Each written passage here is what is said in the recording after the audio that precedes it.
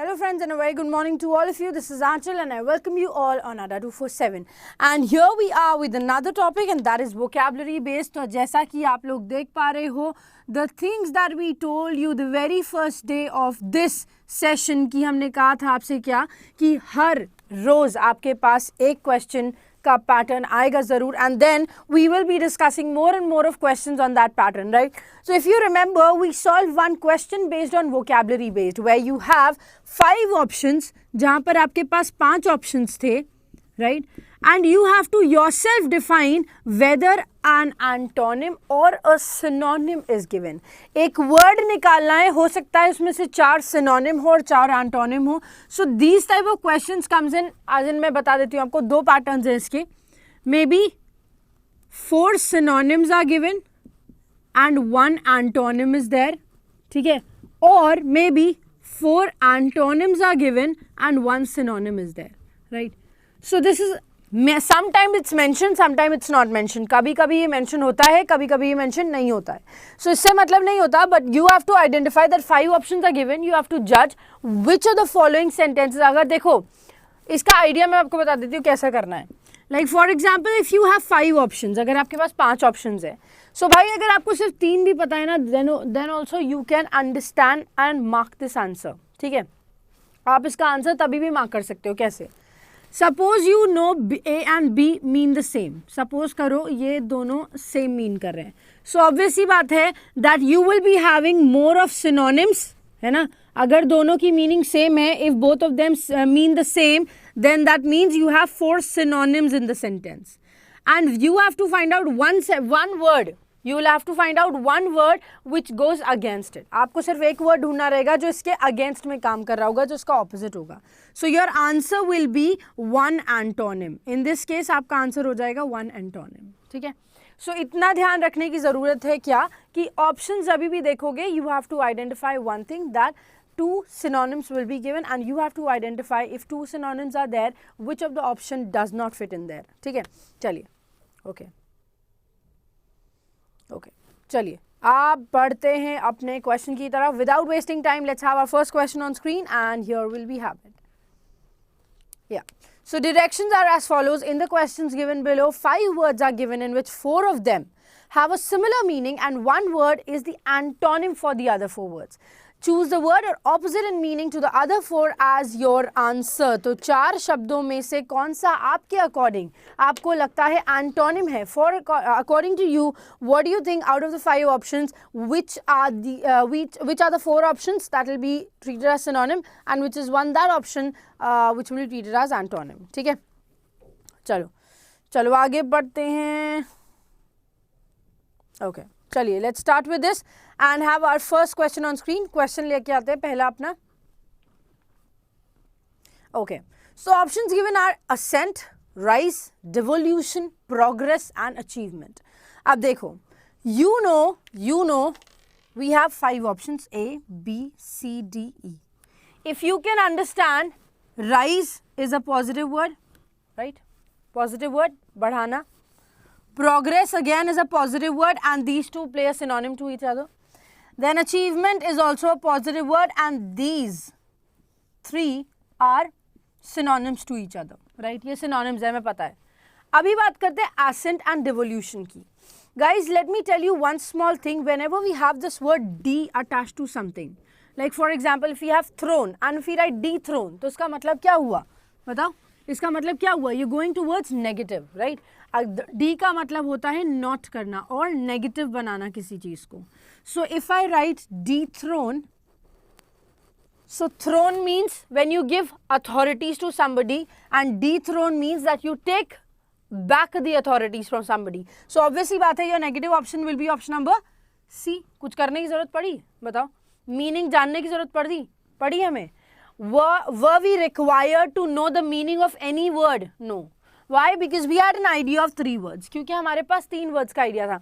And as soon as you get to know the 3 words, you will easily be able to understand which option will be selected as your answer. ठीक है, इसका screenshot लेना है, ले लो भाई.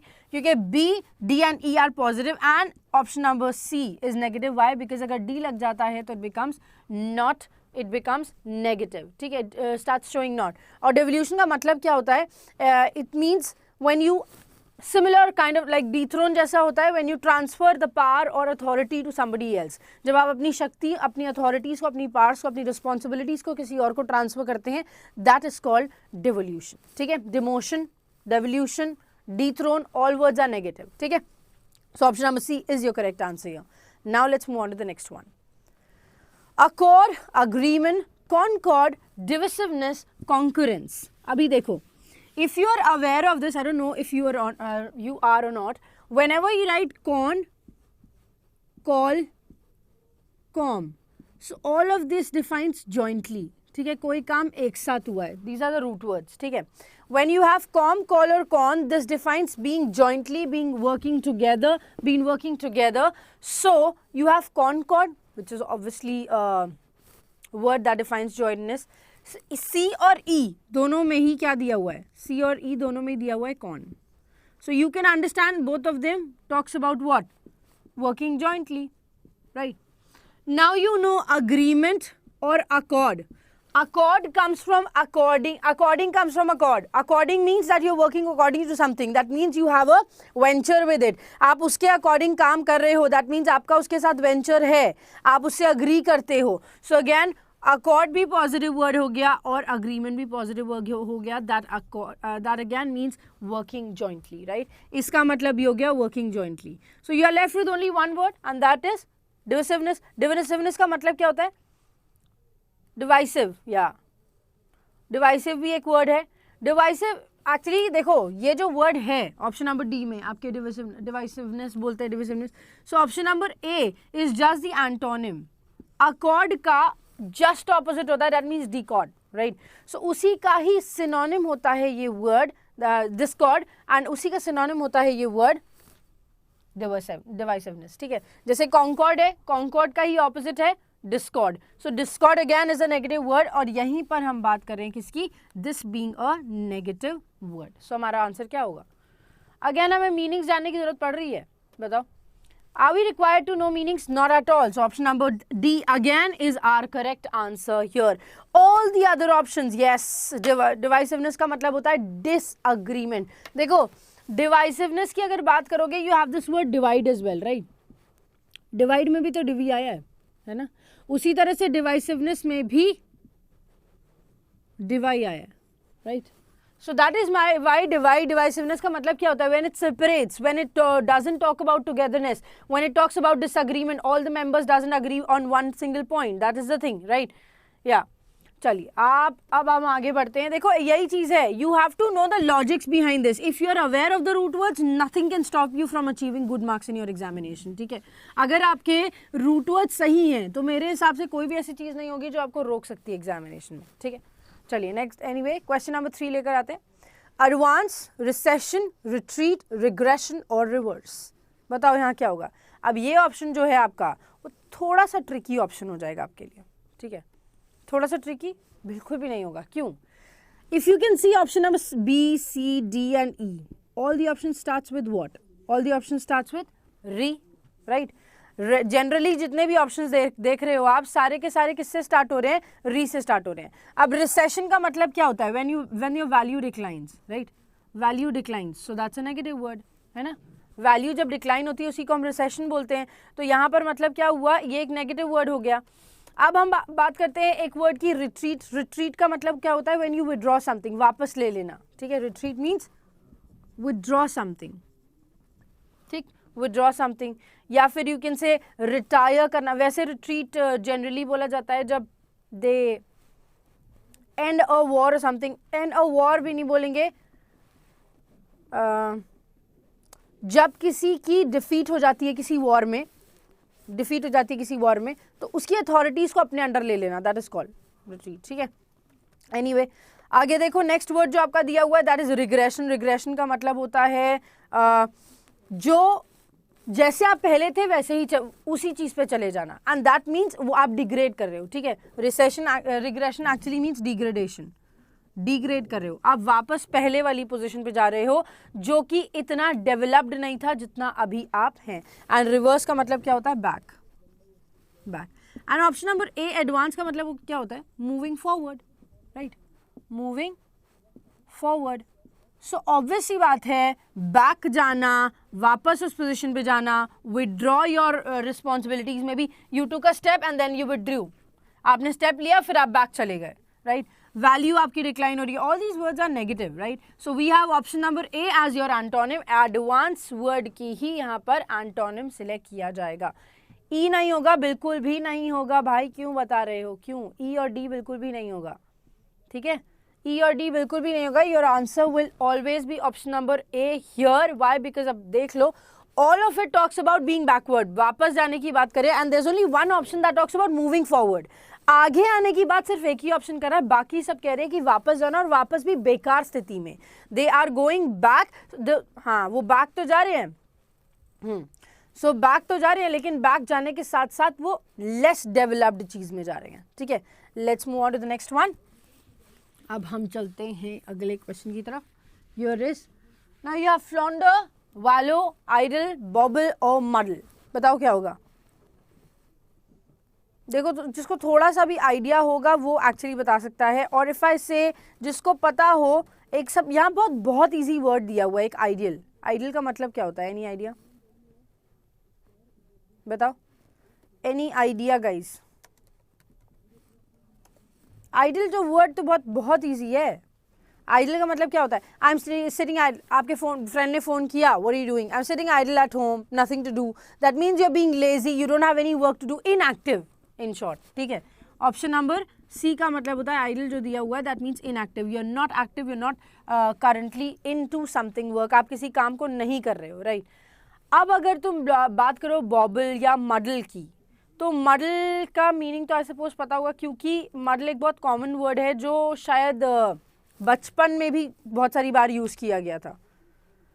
बताओ, he is all muddled up, he is all jumbled up, he is always confused, he is always muddled. तो muddle, bobble, these are words that define कि आप बहुत ज़्यादा confused हैं, you are under bizarre. Valor or founder, flounder. Flounder again means कि आप बहुत ज़्यादा परेशान हैं, you're puzzled about something, you're confused about something. So option number A, B and D, E talks about being in confusion, right? B, A, B, D, E talks about being confused or puzzled or you can say what? Bizarre. सारे negative जितने भी वो jumbled जितने भी confuse करने वाले words है ना, all of these will be there options. Now A B D E आपके सिनोनिम हो गए. सो ऑब्वियस सी बात है, इनएक्टिव का मतलब क्या हुआ? इनएक्टिव का तो कोई सेंस ही नहीं है. कंफ्यूज, पजल, बिजार और जम्बल्ड कब हो गए? जब कुछ कर रहे हो गए तभी ना, कि बैठे बैठे तुम कंफ्यूज हो जाते हो. बैठे बैठे कंफ्यूज होता है कोई? नहीं ना. Nobody gets confused when they are sitting idle. They only get confused when they are actually working something and they are not able to decide, right? So option number C is your correct answer for this question. चलिए आगे बढ़ते हैं. Let's move on to the next question. Okay. Sunbathe, lounge, bask, cover and laze. अच्छा, एक चीज़ हम आपको बताएं. There's a difference between bathe and bath. ठीक है. बाथ और बेथ में डिफरेंस होता है. बेथ का मतलब होता है नहलाना या फिर साफ करना, and bath means it's a noun. ठीक है. बात नहाने को बाथ बोलते हैं एंड नहलाने को बेथ बोलते हैं. So that is the difference between. I want to bath my hands नहीं, I want to bathe my hands. Why? Because you want to clean them. ठीक है. I am going to bathe my dog today, that means मैं अपने dog को आज नहलाऊंगी. So bathe is actually talking about नहलाने की बात करता है, और बात करना मतलब कि नहा रहे हैं, या फिर नहाना एज अ नाउन. ठीक है. I am going for a bath, that means what? You going for a noun. वो नाउन है वहाँ पर. अग्रीड. चलिए. ओके. या अब बताइए यहाँ पर क्या होगा? सनबेथ, लाउंज, बास्क, कवर और लेज. देखो, I tell you what you do when you sunbathe. Sunbathe करते तो क्या करते हो तुम? Relax, right? Option number A, you relax, right? Then option number B says lounge. Lounge में what do you do? Lounge is not actually a place where you drink और have snacks. वो वाला लाउंज नहीं बात करें हम. Lounge की बात करें, lounge is actually a place where you relax. ठीक है। लाउंजर्स होते हैं किस पे, जब आप मूवी हॉल में जाते हो, पिक्चर देखने जाते हो, आगे आपने देखा होगा कोई वो लेटने वाली सीट्स भी होती हैं, वो लेटने वाली सीट्स को हम लाउंजर्स बोलते हैं। लाउंजर्स आर द प्लेस और the seats where you can relax, जहाँ पर आप रिलैक्स कर सकते हैं। Again, so option number B also says it talks about relaxation, right. When you talk about the word bask, bask का मतलब क्या होता है, you can say an area which is bask हम बता सकते हैं। बीचेस पे आपने वो वुडन बेड देखा है जिसपे एक कवरिंग रहती है, उसके ऊपर लोग लेट जाते हैं। I don't know if you have seen that or not. I don't know if you have seen that or not. But like it's like when you relax or lie down under sun and you actually take the energy from it. So laze and bask दोनों एक ही चीज होती है, ठीक है। Bask and laze are both the same. Relax under the sun. Under the sun.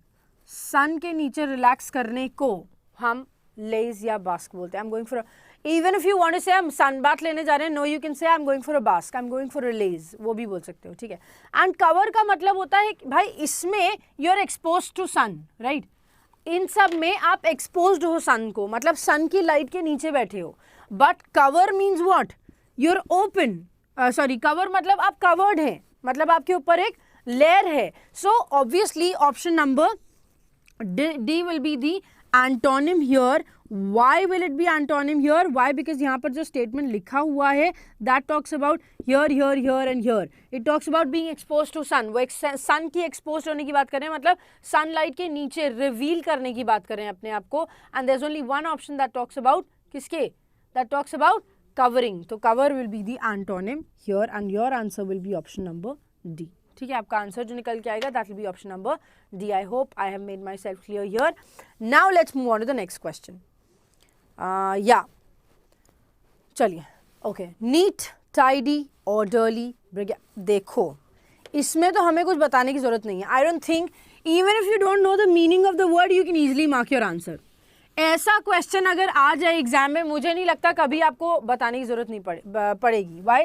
Because neat and tidy these are two words जो आपने school times में बहुत सुने होंगे, राइट? He has a neat handwriting, she has a tidy handwriting, she does her work orderly, she's a very arranged child. So option number A, B, C and E talks about being in order. मतलब neat, tidy, orderly और arranged आदमी कब होता है? जब वो सब तरह से सॉर्टेड दिखाई दे, राइट? उसकी हैंड राइटिंग भी अच्छी हो, वो ड्रेसअप भी अच्छा करके आए, वो बैग भी, जब उसका बैग खोलो तो वो बहुत मैनेज तरीके से चीज़ें रखी हों। So this is what I am talking about, neat, tidy, arranged, orderly. And there is only one word which I think you would not know the meaning. एक वर्ड दिया हुआ है हाँ, bedraggled। सो bedraggled का मतलब क्या होता है? यू कैन से जो खराब हो चुका है, बर्बाद हो चुका है, जनरली विद योर सॉइल और डर्ट और समथिंग ऐसा, ठीक है? अगर हम डर्ट से या पानी से गंदे हो जाते हैं, दैट इज कॉल्ड bedraggled, ठीक है? bedraggled means dirty generally with rain और विथ सॉइल, ठीक है? डर्टी विथ रेन और सॉइल, रेन या सॉइल से गंदे हो जाना, that is called bedraggled। And every other option talks about neatness, right? ये ऑप्शन और ये ऑप्शन बात कर रहे हैं नीटनेस की, साफ होने की, और एक ऑप्शन है जो बात कर रहा है डर्टी होने की। तो भाई ये तो आंसर होएगा ही, राइट? सो ऑप्शन नंबर, या नॉट इन ऑर्डर नहीं, ऑर्डरली का मतलब नॉट इन ऑर्डर नहीं होता है। ऑर्डरली का मतलब होता है when you are actually arranged like a person you should have been, right? या कीचड़ से लथपथ is called bedraggled, absolutely correct. जब आप बचपन में बारिश होती थी, स्कूल से वापस जाते समय पानी में ऐसे ऐसे करते हुए जाते थे, तो वो पानी में ऐसे ऐसे करना इज कॉल्ड bedraggling, ठीक है? उसको हम बोलते हैं पानी में bedraggle करना, ठीक है? वो बात अलग होगी अगर तुम पैदल स्कूल से घर नहीं जाते होगे, तो फिर तुम नहीं कर पाओगे ये ज़िंदगी में कभी। पर एनीवे, जिन्होंने किया होगा उनको अच्छा ही मज़ा आया होगा भाई, वो अलग ही लेवल का मज़ा होता है। Anyway, now let's move on to the next question. Vincible, assailable, accessible, defenseless, impregnable। बताओ क्या लगा यहाँ पर? What according to you shall I place here? Okay, बताइए क्या लगता है? अच्छा तो बताओ एक बार, हम जो वर्ड लगाते हैं विंस, ठीक है, विंस का मतलब होता है, या विंस या फिर VINC भी लगा दो. So this is a root word that talks about being conquering, ठीक है, और यू कैन से विन करना, जीतना किसी चीज को. अब उसके आगे अगर आप इन लगा देते हो, if you add in to it, so in becomes negative. But when you say vincible and ABLE, these are the words that find adjective.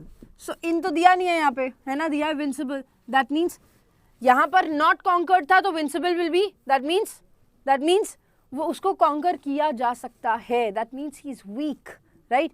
That means he और शी इज वीक. इसका मतलब क्या हुआ कि वो वीक है, तभी आप उसको कॉन्कर कर पा रहे हो. अग्रीड और not? So therefore you will be selecting what as your answer. अब असेल जो वर्ड है दैट टॉक्स अबाउट अटैकिंग, ठीक है. Assail जो word है that is another root word that talks about attacking somebody. That means again वो weak होगा. Assailable, unable, able लगा दोगे, assail, able लगा दोगे, that means able to harm, जिसको आप आसानी से harm कर सकते हैं. Accessible again means कि आप उसके पास तक जा सकते हो. You can access it, you can go to it, right? You can reach that place, you can reach that man. ठीक है, आप उसको रीच कर सकते हैं. Then option number D says again defenceless. Defenceless that means they don't have defence, that means again they are weak. And option number C में भी हमने बताया था आपको accessible, that means easy to reach, that means वो भी क्या होंगे, open to harm. Open to harm, that means उनको चोट पहुंचाना बहुत आसान होगा. But the last word that is given over here is impregnable. ठीक है, last word जो दिया हुआ है that is impregnable, and this actually is a antonym to all the words. Why? Impregnable का मतलब होता है something which is very strong to resist anything that is coming from outwards. ठीक है. Why do we call a person, why do we call a human being भी नहीं बोलेंगे भाई, why do we call a woman pregnant? Pregnant ही क्यों बोलते हैं उसको, pregnant ही क्यों बोलते हैं? Because when this word pregn comes in, when you talk about this word pregn comes in, pregn का मतलब होता है you start resisting somebody, you start fighting with somebody. So obviously जब एक womb में बेबी आ जाता है तो मदर क्या करती है, उस बेबी को बाहर की दुनिया से प्रोटेक्ट करती है, right? The mother starts protecting that baby from the world, and that is what we mean by impregnable. That means something which is actually strong enough to resist outward. ठीक है, strong enough to resist. That means इतनी strong है कि चीज़ों को रोक पाए. ठीक है, clear? Is that clear?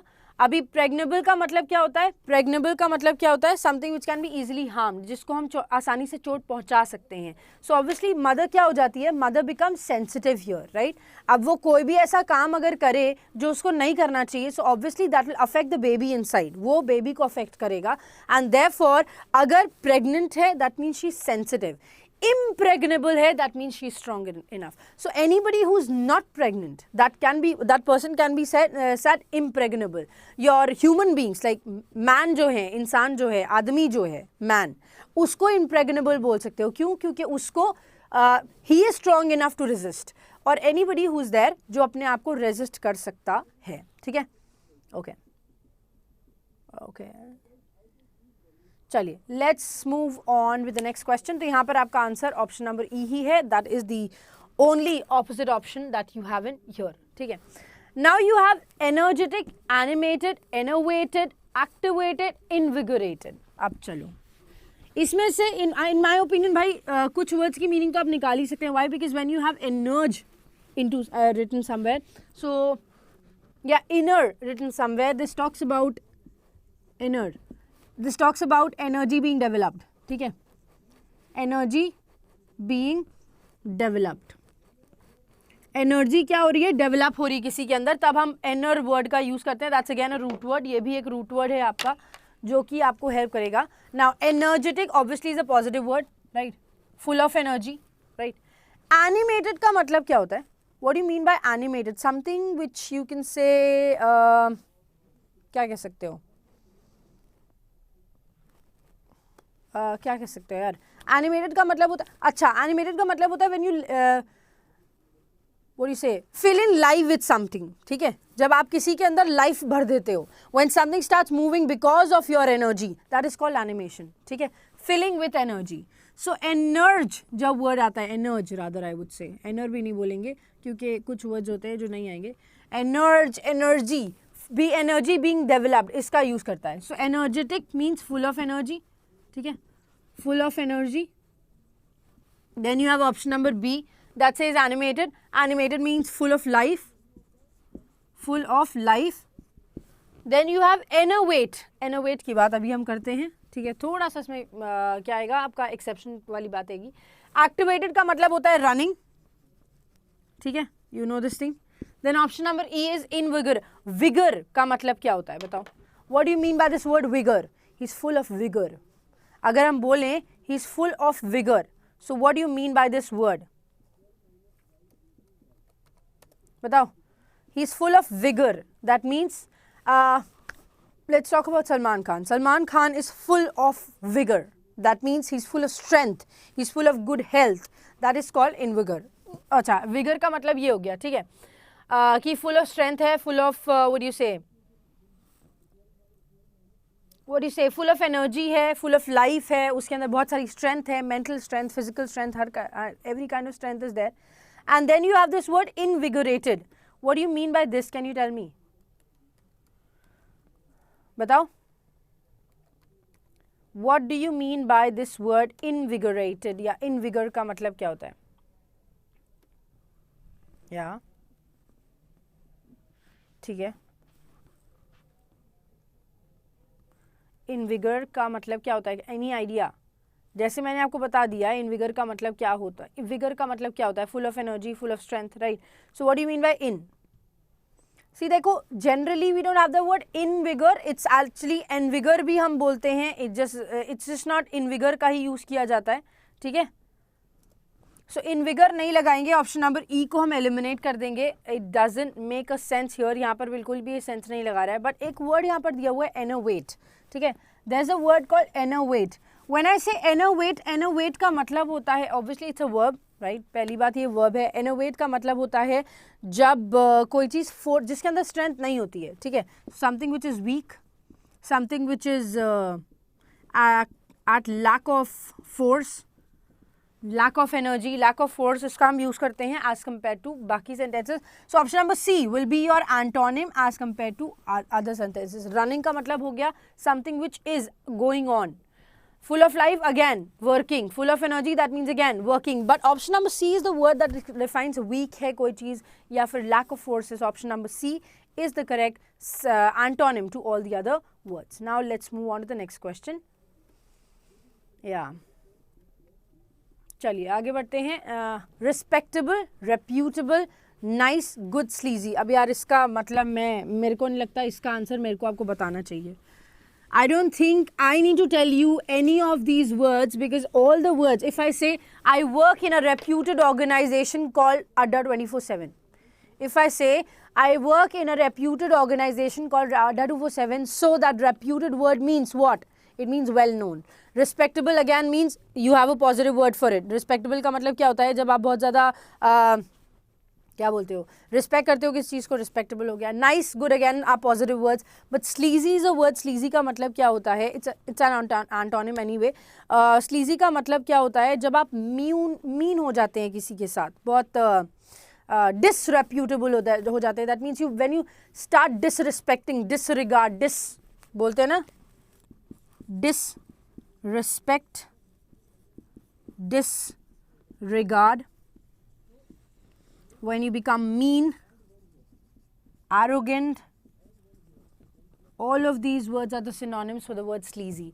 अब बाकी सारे words positive है, respectable, nice, good, everything is positive, reputable is also positive. So यहाँ पर ये word हो जाएगा disreputable भी बोल सकते हो. All these words are the synonym for the word sleazy. Sleazy के लिए synonym है, so obviously बात है selfish. Yes, absolutely correct. That can also be the answer. Sleazy can be notorious. हाँ, notorious हो सकता है. Famous for a negative thought. So option number E is the correct answer here because this plays a synonym. This plays an antonym to everybody.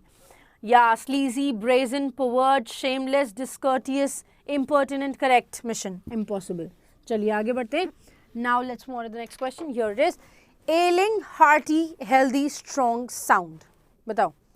Hearty, healthy, strong, sound. अच्छा, sound का एक और meaning होता है. Let me tell you. Sound का मतलब सिर्फ आवाज़ नहीं होता है. ठीक है. Sound doesn't mean only आवाज़. Sound also means that something is good. My health is sound. I'm doing sound these days. मतलब क्या हुआ कि मैं बहुत अच्छे से चल रही हूँ आजकल. So sound also means good. It's an adjective as well, right? But hearty, healthy, strong and sound all defines that you're doing good. Ailing का मतलब होता है you're recovering. That means you're not well, right?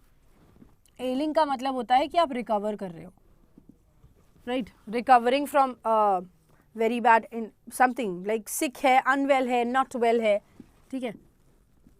Unwell is what we mean by that. Now hearty means you're full of heart, you're full of energy, you're full of life. Healthy means what? Healthy का मतलब क्या होता है? Healthy का मतलब क्या होता है? Healthy means something which is good to go. मतलब healthy ये वाला healthy नहीं. Healthy मतलब आपका सब कुछ proper है. Like if you have your diet, that's proper. If you have your food, that's proper. If you have your anything that you have, that's proper. That is called healthy. Strong and sound again means full of strength. So ailing will be the word that will be treated as an antonym, and that is recovering or unwell from something. So obviously बात है आपका answer क्या हो गया? Option number A. Now let's move on to the next question. Servile, dominant, beggarly, cringing or low. अब बताओ क्या होगा यहाँ पर आपका correct antonym. What according to you is the correct antonym? अब ये थोड़ा सा क्वेश्चन आपको लग सकता है what you can say tricky वाला. क्यों? अब देखो, I hope if not all, I hope you know the meanings of B and E. ठीक है, आप B और E का जो आंसर है वो आसानी से निकाल सकते हो. And if you can think of one thing, B and E are antonyms to each other. दिख रहा है? First is B is dominant. Dominant का मतलब क्या होता है? When you put your force to something, when you are capable of putting force. ठीक है, capable of putting force. That means आप किसी को force कर पा रहे हो. He's a very dominant personality. That means he can influence you. He can put force on you. That is called dominant. And low is just the opposite. Low का मतलब क्या होता है? Unenergetic. अनएनर्जेटिक, बहुत लो है यार, नहीं कुछ नहीं कर सकते, तो इसका यूज़ होता है. Now you can easily understand कि भाई यहाँ पर अगर हमें एक और वर्ड का मीनिंग पता चल गया, if we know the meaning of servile, beggarly और क्रिंगिंग, अगर हमें सर्वाइल, बेगरली या फिर क्रिंगिंग का मतलब पता होगा, so we could answer mark our answer. Why? Because C, why? Because you know the meanings of two words. आपको दो मीनिंग पता है और दोनों ऑपोजिट्स हैं. So you have to identify any of one options, right? आपको सिर्फ एक ऑप्शन को आइडेंटिफाई करना है जिसकी मीनिंग आपको पता चल जाए, right? Now, if I talk about option number C, that means beggarly, right? What do you mean by beggar? What do you mean by beggar? Beggar means being poor, when you are not good at something, when you are slightly lean, when you are pitiful, when you are not deployable, when you are bad at something, that is called beggarly. So beggar and beggarly लगा दोगे, so doing bad, not appearing to be good, ऐसा हो जाएगा, right? Again, that's a negative word. Now, tell me, energetic, unenergetic, और ये भी लो की बात कर रहा है ना? pitiful, scanty, scant, skimpy, punny, pitiful, सब negative words हैं. So ये दोनों अगर एक साथ लग गए तो obviously बात है आपका opposite क्या हो गया? Option number B, right? कोई बहुत बड़ा वो तो नहीं है इसमें कुछ की नहीं पता हो, है ना? एक वर्ड दिया हुआ है सर्वाइल. सर्वाइल का मतलब भी होता है साइकोपैथ. ठीक है, for example if somebody start thinking about one self only, एक इंसान है वो अपने बारे में ही सोचने लग जाए, 24 घंटे अपने बारे में सोचे और ऐसा सोचे कि everybody who is coming towards him और हर is talking negative about them, या फिर कोई भी बैठा हुआ है and then people are talking, so he starts thinking that somebody is talking about him and they are being negative. So that is what we mean by servile. Servile का मतलब होता है साइकोपैथ जो हर समय अपने लिए बहुत ज़्यादा ऑब्सेसिव हो जाता है. ठीक है, so it doesn't make a sense. Again, that's a negative word in any case. वो भी एक negative word है. और क्रिंगिंग का सेम मीनिंग होता है. क्रिंगिंग का मतलब होता है जब कोई हर समय भुनभुनाता रहे कि ये मेरे बारे में ऐसा बोलते हैं, ये मेरे बारे में ऐसा बोलते हैं. ठीक है, so that is again the word cringing. And obviously option number B is your antonym for the other words. अब बाकी सारे वर्ड से अगर कंपेयर करोगे तो यही वर्ड आपका ऑपोजिट वर्ड होगा. क्यों? क्योंकि डोमिनेंट का मतलब होता है कि किसी कोई आपको इन्फ्लुएंस कर ले. And the other words that we have in here is that defines lack of energy, lack of self respect. ठीक है, चलो now let's move on to the next question. अगले क्वेश्चन पे चलते हैं. Here it is soundness. अभी देखो जैसे हमने बताया था आपको, sound means being good, soundness being good, right. So अब बताओ यहाँ पर क्या क्या लग सकता है. What according to you can be the answers here. Soundness का मतलब आपको पता है, advantage, firmness, ability. You know soundness means good, advantage that produces good, firmness you stick to something, ability you are capable of something. फ्रलिटी, अब देखो बाकी जब चार मीनिंग देख ली और चारों मीनिंग पॉजिटिव हैं, है ना. So let me tell you, there is a word called fragile, right. एक वर्ड होता है फ्रेजाइल. फ्रेजाइल में क्या लिखा हुआ है देखो, FRA. फ्रेलिटी में भी क्या लिखा हुआ है, FRA. What does this root word mean? बता सकता है? अब तो बता पाएगा भाई, अब तो बता पाओगे, है ना, अब तो बता पाओगे.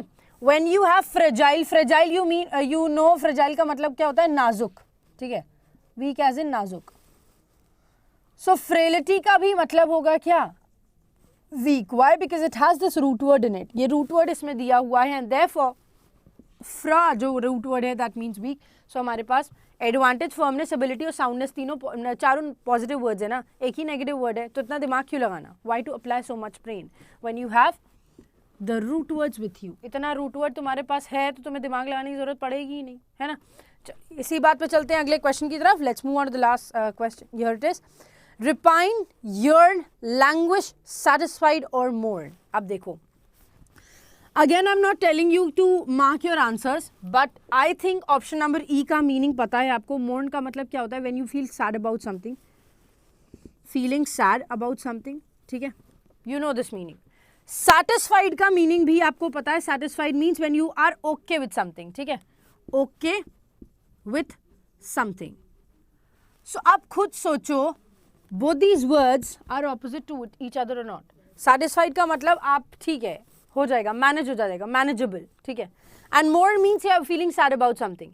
अगर आपको कोई प्रेजेंट दिया जाए, अगर वो प्रेजेंट आपको अच्छा लगेगा तो आप you'll be satisfied with it. If you're not satisfied with that present, तो आप mourn करोगे, you'll feel sad about it, right? So option number D and E are antonyms to each other. अब हमें देखना है कि क्या हमें इन तीनों में से किसी एक वर्ड की मीनिंग पता है. Now we have to understand one small thing. Do we know the meaning of any of the words here? क्या हम किसी भी एक वर्ड की मीनिंग यहाँ पर निकाल सकते हैं? बताओ, कैन यू टेल मी. एक देखो, एक वर्ड दिया हुआ है यर्न. आई थिंक ये वर्ड आपने सुना होगा कई सारी जगह, है ना. ये वर्ड आपने सुना होगा कई सारी जगह. सिमिलरली एक लैंग्वेज वर्ड भी दिया हुआ है, दिस मीन्स लॉन्ग अनप्रोडक्टिव. ठीक है, इन दोनों का मतलब होता है लॉन्ग अनप्रोडक्टिव आवर्स और long unproductive anything. So obviously बात है, देखो we are not, this is negative word, feeling sad. This is long productive लिख दिया मैंने, long unproductive. So that is also a negative word, right. So okay or satisfied with something, don't you think this will be your correct answer? Option number D will be your correct answer. Why? Because this is a positive word. This is the only positive word और यही आपके antonym की तरह अपना role play करेगी. Is that clear? Is that clear?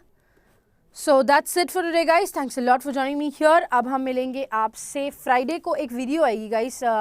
So Wednesday को you'll be provided with a PDF because Wednesday को होली है, so we won't be taking any sessions.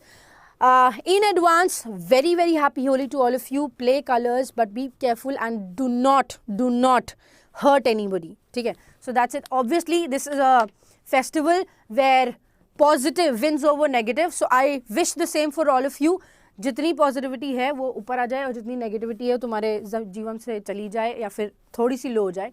So that's it for today guys. Thanks a lot. Happy Holi to all of you and to your family members as well. Ta-da.